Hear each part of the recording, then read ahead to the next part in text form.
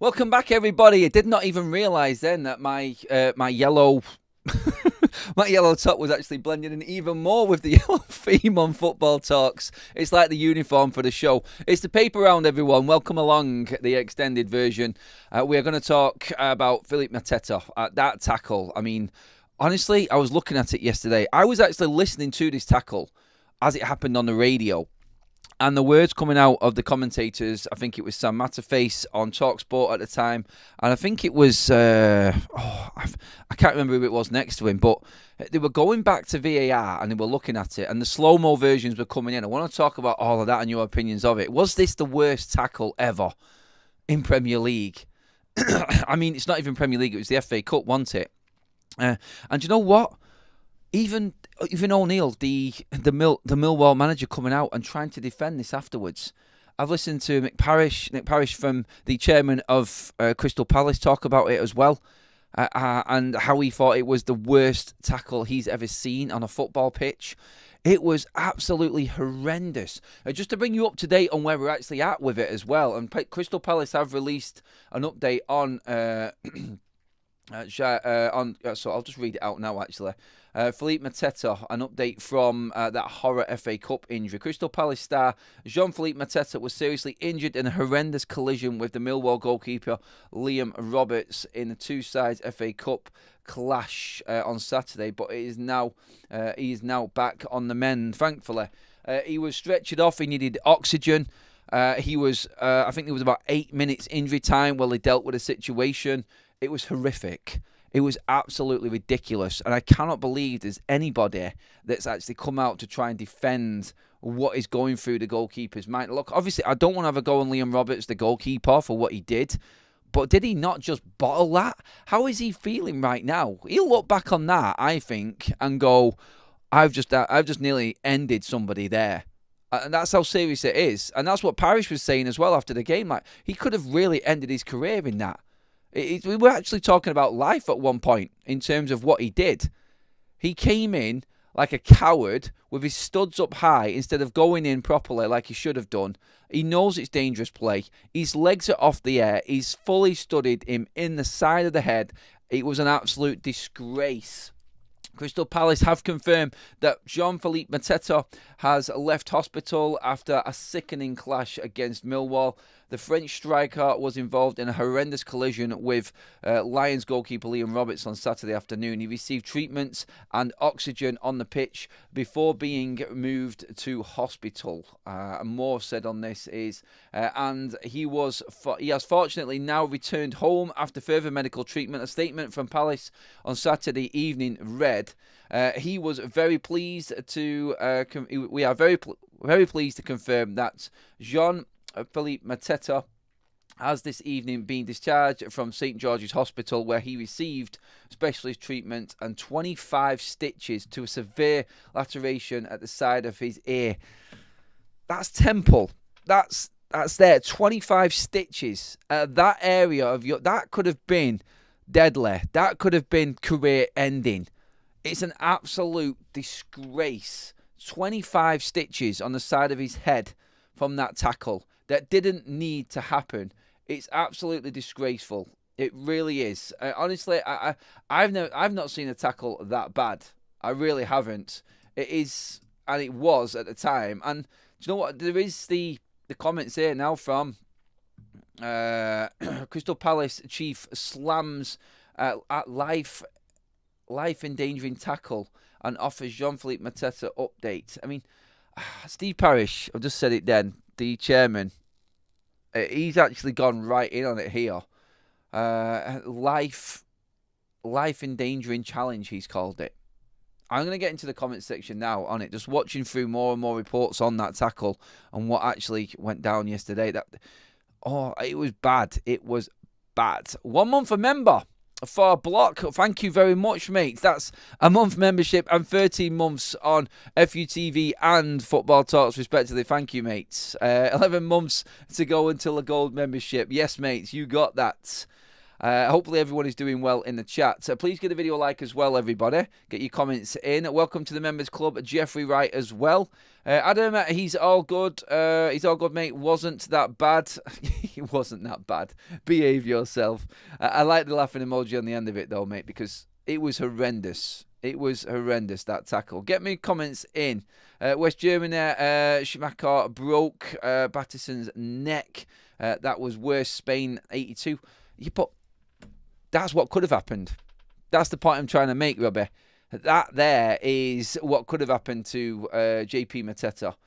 For me, that has to be punished even more for the goalkeeper, I feel.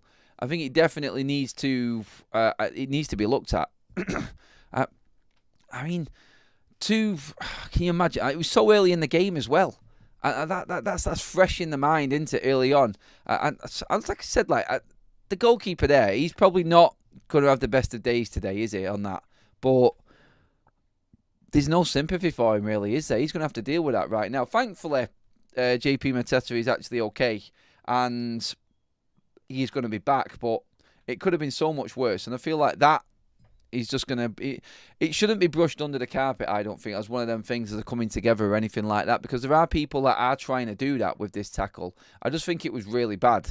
And you look at it and you watch it in slow-mo again, and obviously slow-mo, stills and things like that are never going to help, but when you look at it in real time as well, you can see it's bad instantly. And it is going back to the 90s days. Back in the, let's just say the Wimbledon days, that tackle would have been seen all right, but today, wow. Do you know what? I don't even think back in the 90s that would have even been a red card. And Oliver didn't even give the red card at the time of the tackle. He had to go back to VAR to actually change his decision. Let's see, Ranko. I'm not being serious. That goalkeeper is an idiot, though. Adam, compare it to some tackles that Vinnie Jones did, 2-footed studs up in the head, though. That's the difference, isn't it? He did some nasty tackles. Yes, mate, career possible ending. What I don't understand was why was it not a straight red? Why was VAR involved? Michael Oliver should be sent off first. Judge Michael Oliver on this, everybody. Is Michael Oliver at fault for this as well? Should he be pulled on this? Because I don't know what he's watching there. He can see literally Bruce Lee style tackle coming in mid-air, and the guy's on the deck with a gash in the side of his head that needed 25 stitches out, needing oxygen. Wow. Honestly, I don't know how we didn't see it. But then again, that's Michael Oliver. That's the PGMOL. That is the situation that we're in right now. It's ridiculous, isn't it? It really is. But that, I think, is great news today, that Mateta is back up and well, and it isn't too serious. And now that'll just drift away, and everyone will forget about it. But again, I just don't think it's right. I don't think it's right. I think it's a player who has bottled it, and I think he will be feeling bad. I think he'll be feeling ashamed, to be honest, looking back on that. And that's just what I wanted to bring up on that. I was going to do something yesterday on that, but I wanted to just see and make sure, first of all, that obviously Mateta was all right, and more news came out afterwards that he is. So that's good, and that's all that matters. But yeah, moving on to other news and everything else that's going around the papers today. There's a lot of talk going around Kevin De Bruyne, and that's what I wanted to bring up as well. I mean, Kevin De Bruyne, we've spoken about him before and the contract situation and everything that's actually happening with him right now. I'm just going to read the story from the Mirror this morning as well on Kevin De Bruyne's contract stance. I mean, is there a player out there that City can replace Kevin De Bruyne with? You're not going to find a Kevin De Bruyne anywhere on this planet. You're going to have to find that unsung hero, that unsung talent again, aren't you? You're going to have to develop somebody through. And I don't know if they're looking at the likes of to Bob and probably Phil Foden filling the void. Bernardo Silva's aging as well. We're hearing about Jack Grealish as well. There's more stories on him today. But Kevin De Bruyne's stance on Manchester City exit revealed as Saudi and MLS clubs make offers. So offers coming in. Manchester City star Kevin De Bruyne has entered the final 4 months of his deal and is being tipped to leave the Etihad following a difficult season under Pep Guardiola. Kevin De Bruyne's ambition to play in his third World Cup is behind the Belgian playmaker's willingness to accept a reduced role at Manchester City next season. He feels like offers are coming in, but he needs to be playing at the top level to be in the World Cup. I've said this before about Marcus Rashford and what he's doing right now on FUTV. They need to be playing at a decent level to be involved in the World. Everybody wants to be involved in that World Cup in 2026. De Bruyne, who will turn 34 in June, is out of contract at the Etihad and has big money offers on the table from both the Saudi Pro League and the MLS. But he has set his sights on going to the World Cup in the USA and Canada and Mexico in the summer of 2026. Story reads on, and he feels staying with City in the Premier League will help him go into the tournament in the best physical and technical condition.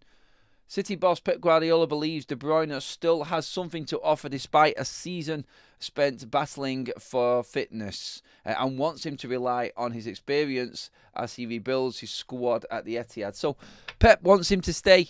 De Bruyne wants to stay. I think we can see this happening. City are ready to offer De Bruyne a 12-month extension, but for the former Chelsea and Wolfsburg man, he will have to take a huge reduction in his current $375,000 a week wages to make it happen. It's likely that City will look to hand the midfielder a $150,000 a week deal to take his stay in Manchester into an 11th year, but with a healthy package of bonuses loaded on top. 11 years, my God. It doesn't seem like 11 years of De Bruyne at Manchester City, does it? But no, dropping down the wages from $375 a week to $150,000 a week. I think that's sensible, to be honest. I think from the club it's sensible. I think if you're Kevin De Bruyne, I would probably, if I'm him, I'm thinking the same thing. It's comfort. It's 10 years, it's over a decade living in Manchester. His family's settled, everything is good for him. I feel like $150,000 a week, it's not too bad, is it? And the bonuses probably with City playing at the highest level, I think are probably enough for him to feel like that is comfortable for him. But honestly, like with Pep Guardiola wanting him as well, and this is what I was saying before, I said it on FUTV around Manchester United's situation, you cannot just have inexperienced players and expect to carry on playing at the top level. You need experienced players in there as well to help nurture through some younger talent or inexperience, like I said. And I think Pep Guardiola's stance on this is if he's got Kevin De Bruyne in his team and in that dressing room, you're still going to have that. You're still going to have that expertise. He can still do a job as well and play. But he is someone that you would look at and go, wow, yeah, the best of the best. And that's what Kevin De Bruyne is. He's an outstanding player.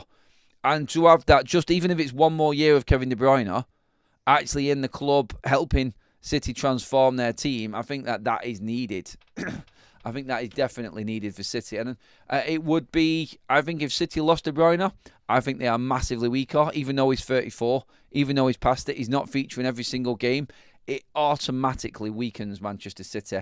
And Pep Guardiola knows it as well, 100%. Let's see what else we've got in the comments section on this one as well. Talk to me about De Bruyne. De Bruyne, everybody. You got Ross says huge changes are going on at the 115 charges club. De Bruyne, Walcott, Grealish. Yes, there is stories on Jack Grealish also as well at Manchester City. Jack Grealish has been urged to leave Manchester City for.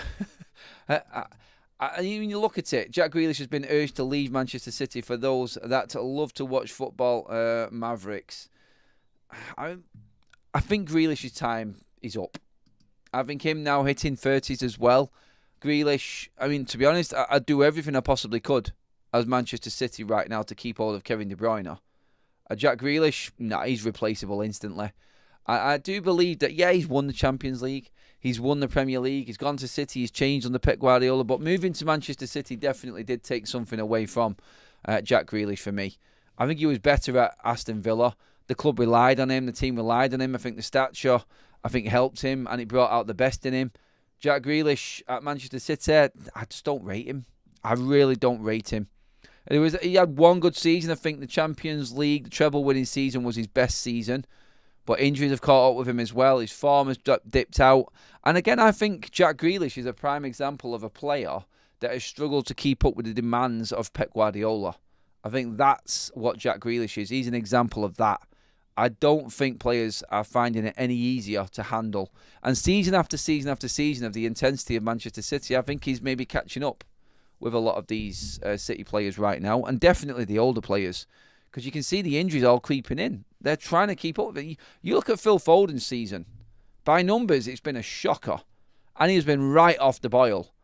If you've got Foden off the boil, De Bruyne not playing every single game, Bernardo Silva not being great, Haaland not being totally available all of the time, Jack Grealish not doing anything, you're running out of players. There's no Rodri in that side either, so your leadership's gone. Diaz has been missing as well.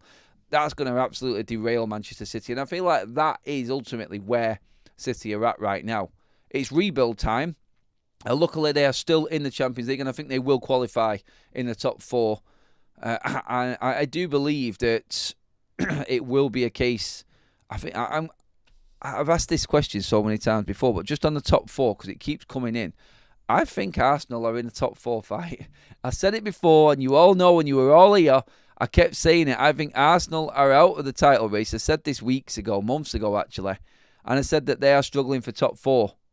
If they didn't buy a striker, they will struggle for top four. No goals in 2 games, 2 defeats. Shocking. Really, really bad for Arsenal. And I think that's why Manchester City will easily get into the Champions League. The only hope for Arsenal is that it could be 5th spot this season again, which gets you into the Champions League. And I think that's probably the crucial side of it. Because without it, I don't think Arsenal get in. It's madness right now. It really is. Kevin De Bruyne makes sense if you are going for younger talent, such as the Palmeiras duo, but the City will tangle with all 3 big clubs in Spain. Spent 100 million on a player just to win a cheap fouls, as in Grealish, says Compost Smith. Grealish is quality. He's just limited at City because Pep uses him as a system player. I kind of agree with that one, actually, from Dom there. I think he is definitely a better player at somewhere. If he's got more responsibility and he is seen as the talisman, I think Jack Grealish flourishes. At Villa, he was frightening. And I would have taken Jack Grealish from Villa. The Villa player, not the Man City player. I don't think he's got any better. I really don't. And no one's going to remember Jack Grealish for his time at Manchester City. I think everybody's still going to remember Jack Grealish for his time at Aston Villa, probably. There'll be City fans that don't agree with that and say, look at the trophies that he's won. But yeah, that's what happens at big clubs. At that time, and City were riding the crest of a wave, I feel like Jack Grealish was definitely in there amongst it. And he will look at that and go, wow, yeah, that's a great time. And it was a great time for all them City players, no doubt, I'm guessing. But still, individually, I still rate Villa's Grealish over Man City's Grealish. I think that was the better player. And I think he was more influential as well. Arsenal fall away every year when the pressure is on. Yes, they do. They 100% do. In terms of the FA Cup as well this week, obviously Arsenal not in it. Another week off for Arsenal because they haven't got anything to play for right now. And obviously there's no Premier League games this weekend. But that for me, I feel is proof there that Arteta, again, like the questions are going to be asked about Mikel Arteta. And just some more stories in the paper today. Arsenal suffer fresh humiliation as 4 million star proves a point to Mikel Arteta. Former Arsenal striker Mikel Biref, I think that's how you say it, is one of the most informed goal scorers in Europe right now. And the Gunners will be ruining their decision to sell him for just 4 million. The 22-year-old never made a first-team appearance for Arsenal, but impressed during loan spells across Europe. At RKC Walwick, I think that is, Motherwell and Sturm Graz. Sturm Graz signed him permanently for just 4 million last summer with Biref, and Biref went on and netted 11 goals in 16 games in the Austrian Bundesliga. It's crazy decisions. Has Arteta got an issue with having a star striker? We know why he got rid of Aubameyang. And the stories flying around, everything around Arsenal right now are that they always needed a striker. We know that Arsenal have now entered the race as well. And this was in the papers earlier on in the week as well and reported all over social media. They've entered the race for Victor Osimhen. It's too late. It's too late. Everybody's going to improve this summer. And Arsenal, This was the season they needed to win the league. And I actually feel like they'll be struggling to make Champions League football. Yes, you've got Saka to come back. I think they'll be stronger with him back in the side. Martinelli to come back. But again, we kept on saying it. If they didn't buy a striker, they were going to suffer. And that, I feel, is where everything is at right now. Again, look at everything that they're looking to go for. Like, get a striker. In the papers again this morning, Arsenal hold Joshua Kimmich talks as Mikel Arteta faces up to a new transfer reality. Kimmich is not a striker. You're going for Zubimendi. You're going for midfielders. When are you going to go out and buy a striker? When is the penny going to drop with Mikel Arteta? Honestly, Arsenal fans must be absolutely doing enough. I listen to them on the radio, driving around everywhere. I listen to them all of the time. And I just look at the situation there and I'm like, how? Why have you not done what was necessary? You are not going to... Arteta is not going to win the Premier League. He's never going to win the Premier League. When all of these rules change with PSR and everything going into the summer, Arsenal will be left behind. Newcastle will take over Arsenal. City will have rebuilt. Liverpool are going nowhere. And I think you'll find other clubs starting to catch them up as well. And now that... I think he's missed the boat. I really do think that Mikel Arteta has missed the boat and his time is gone. I think there will be a decision that needs to be made in Mikel Arteta and the manager at at Arsenal. I don't think he's going to survive it. I think he's done great, but he's not done what was necessary, which is winning trophies. He doesn't win anything. That's the issue, I think, with Arsenal fans right now. Can you imagine? I know I want Manchester United to win the Europa League, but can you imagine if Spurs win the Europa League? And Spurs will be able to say that they have won more trophies than all of what Mikel Arteta has done. Spurs sneak into the Champions League and Arsenal fall out with the top four. Spurs win the Europa League and actually get into the Champions League. That's enough to sack Mikel Arteta.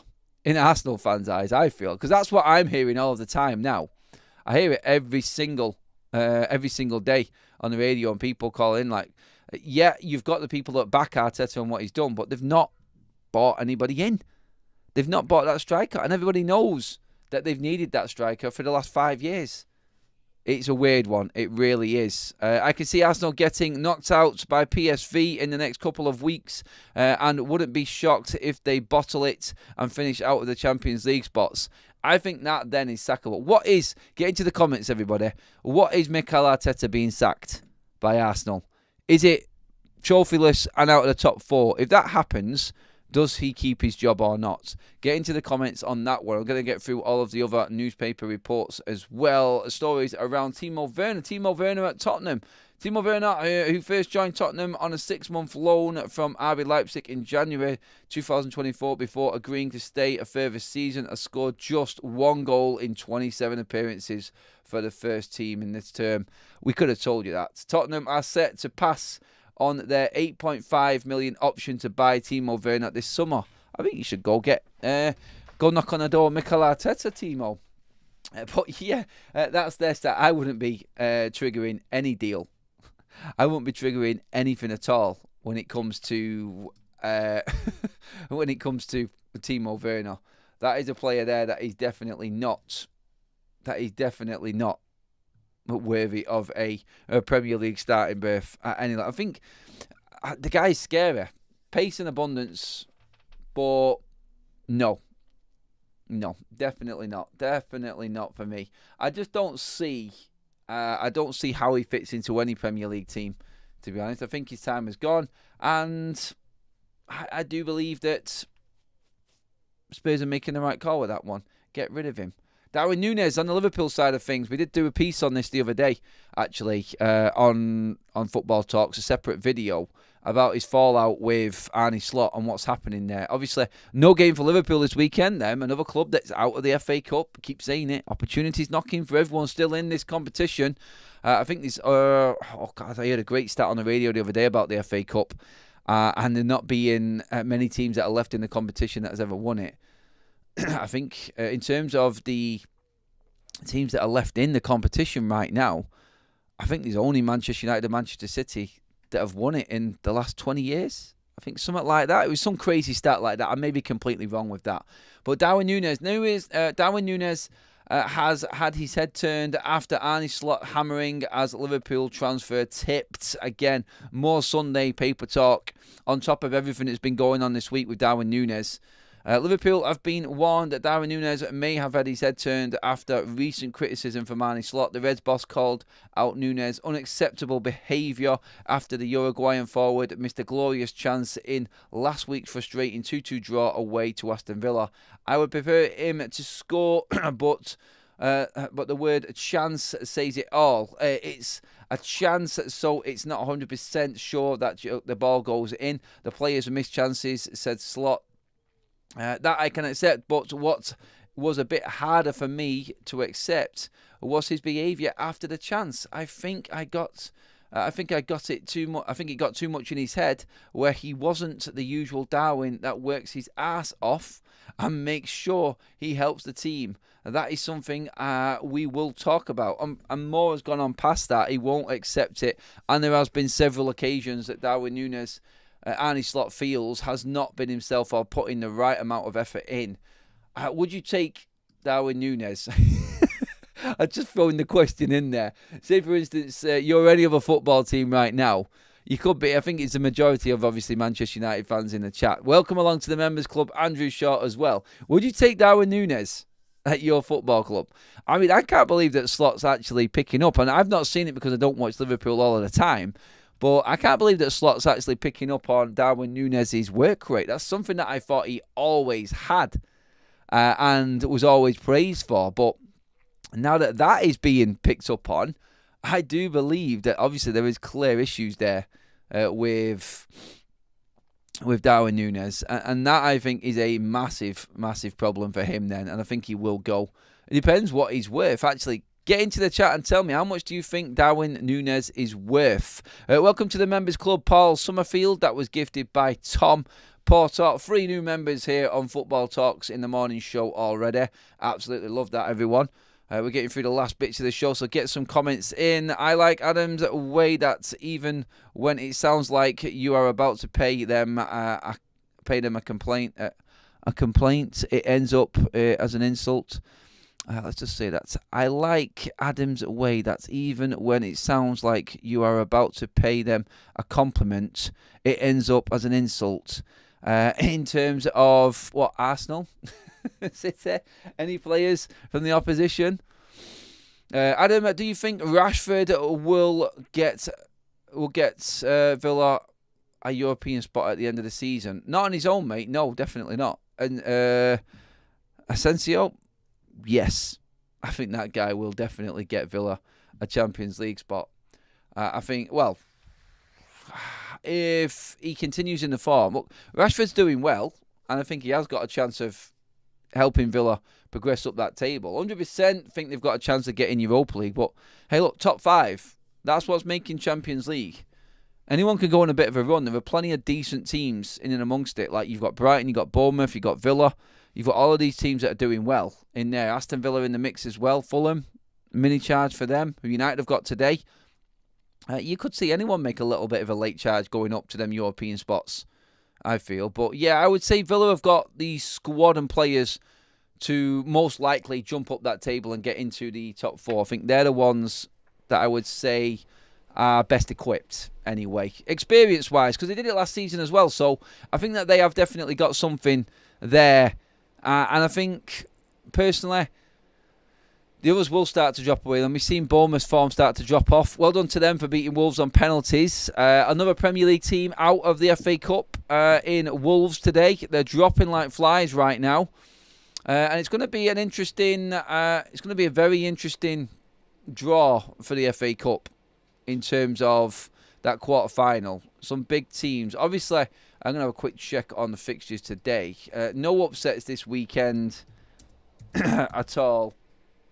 Simply because I feel there's no big games. I mean, Aston Villa beat Cardiff 2-0, so there's one Premier League team through. Crystal Palace, obviously, we're talking about JP Mateta and that horrible tackle. 3-1 to them against Millwall yesterday.